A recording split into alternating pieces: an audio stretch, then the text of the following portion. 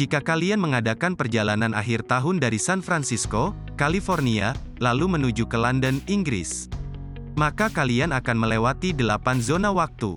Hal ini benar-benar berarti kalian melompat maju 8 jam.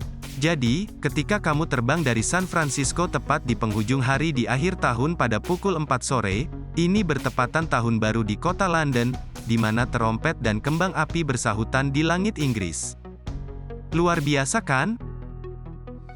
Suatu hal yang luar biasa juga mungkin akan kamu rasakan jika kamu terbang dari Honolulu, Kepulauan Hawaii, menuju Tarawa, Kiribati.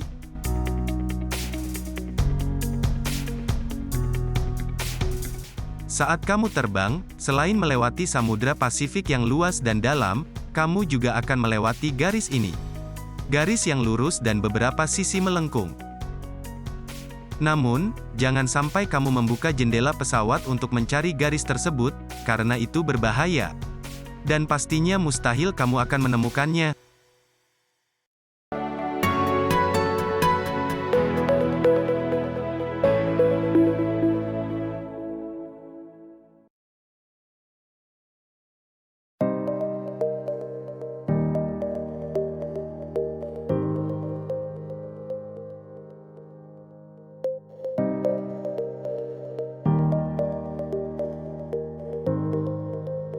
Garis penanggalan merupakan garis yang membentang di sepanjang permukaan bumi dari kutub utara hingga kutub selatan di sepanjang benua Eropa, Samudra Atlantik, benua Afrika dan Samudra Pasifik. Ketika kamu melewati garis ini, kamu akan mendapatkan 1 hari, atau kehilangan 1 hari, tergantung pada cara kamu bepergian. Jika kamu bepergian ke barat, kamu akan mendapatkan 1 hari, dan jika kamu bepergian ke timur, kamu akan kehilangan 1 hari. Seperti yang aku katakan tadi, meskipun garis ini melintasi Samudera Pasifik yang luas, namun kamu tidak akan menemukannya. Baik di permukaan air Pasifik maupun di atas langitnya.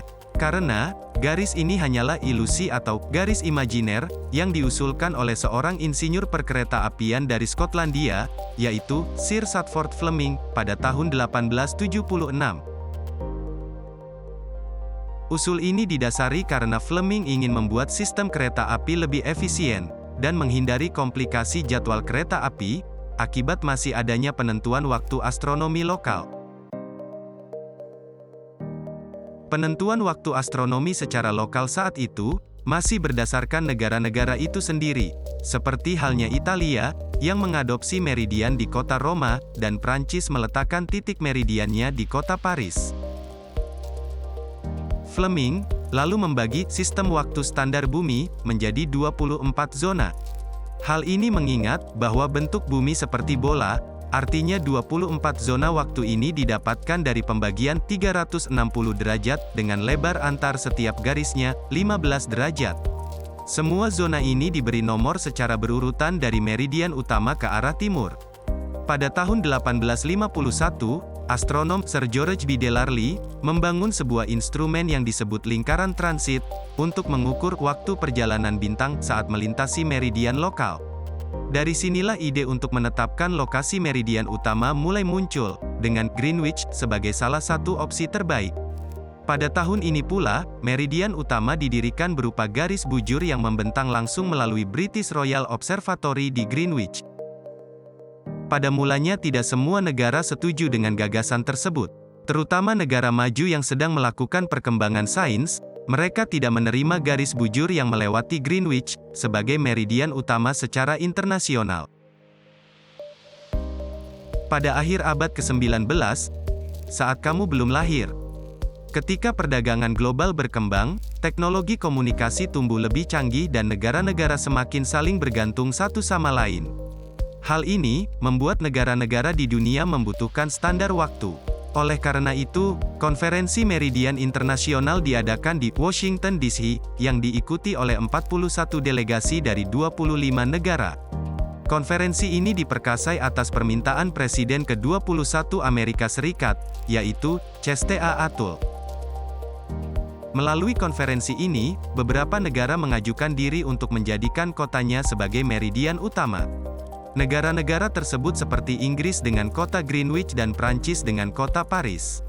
Perancis beranggapan bahwa Raja Louis XIII pada 1634 yang sudah memerintahkan para ahli astronomi Prancis menyusun garis 0 derajat untuk acuan waktu yang saat ini dikenal Paris Meridian Time atau PMT, sehingga pemerintah dan delegasi Prancis menganggap bahwa kota Parislah yang lebih cocok karena terlebih dulu memiliki ide ini. Namun di sisi lain, dominasi negara peserta konferensi beranggapan bahwa Greenwich di Inggris dinilai lebih cocok untuk menjadi titik garis meridian. Hal ini karena, berdasarkan fakta bahwa Amerika Serikat telah lama menetapkan Greenwich sebagai basis sistem zona waktu nasionalnya sendiri. Dan alasan utama beberapa negara memilih Greenwich, karena pada akhir abad ke-19, 72% perdagangan dunia bergantung pada peta laut yang menggunakan Greenwich sebagai meridian utama. Keputusan tersebut didasarkan pada argumen bahwa dengan menobatkan Greenwich sebagai bujur 0 derajat, akan mempermudah perdagangan global yang didominasi dengan kapal. Oleh karena itu, Greenwich memenangkan mufakat, yang saat itu melawan San Domingo, dengan suara 22-1. Adapun suara abstain saat itu dari Prancis dan Brasil.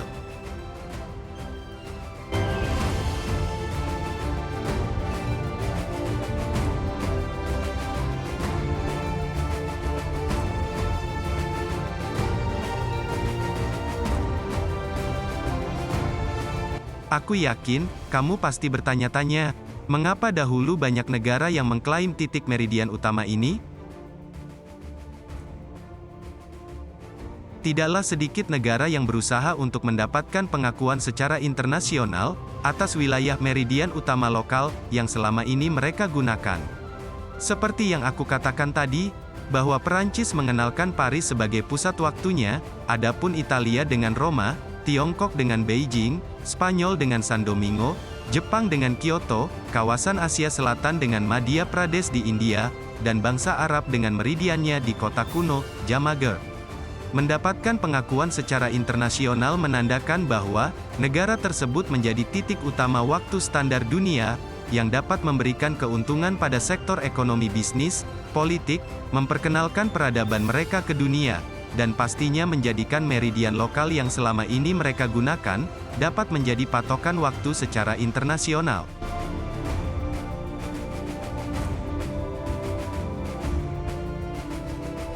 Lantas di mana letak meridian utama saat ini? Pada tahun 1884, meridian utama ditentukan oleh posisi teleskop lingkaran transit di Observatorium Meridian Observatory atau Royal Observatory, Greenwich. Lingkaran transit dibangun oleh astronom royal ke-7 pada tahun 1850. Garis melintang di lensa mata lingkaran transit secara tepat mendefinisikan titik bujur 0 derajat dunia. Sebagaimana disepakati oleh setiap negara di dunia pada tahun 1984, adalah meridian referensi IERS, yang juga dikenal sebagai meridian referensi internasional atau IRM. IRM sendiri merupakan satu-satunya meridian yang sekarang dapat digambarkan sebagai meridian utama dunia, seperti yang didefinisikan 0 derajat bujur oleh perjanjian internasional. IRM melewati 102,5 meter di sebelah timur meridian utama dunia yang bersejarah, atau di garis lintang Early Transit Circle. Offset ini dapat dijelaskan dengan perbedaan antara koordinat astronomi dan geodetik defleksi vertikal dalam arah timur, barat di Greenwich.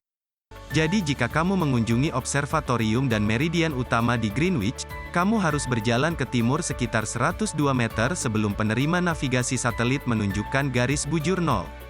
Ini artinya, letak observatorium dan meridian utama yang bersejarah, sekarang terletak di sebelah barat meridian utama yang baru.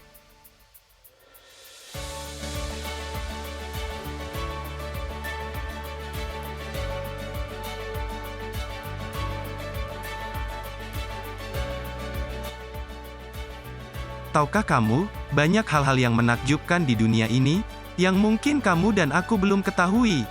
Dan, sekarang waktu yang tepat untuk kamu jelajahi bersamaku.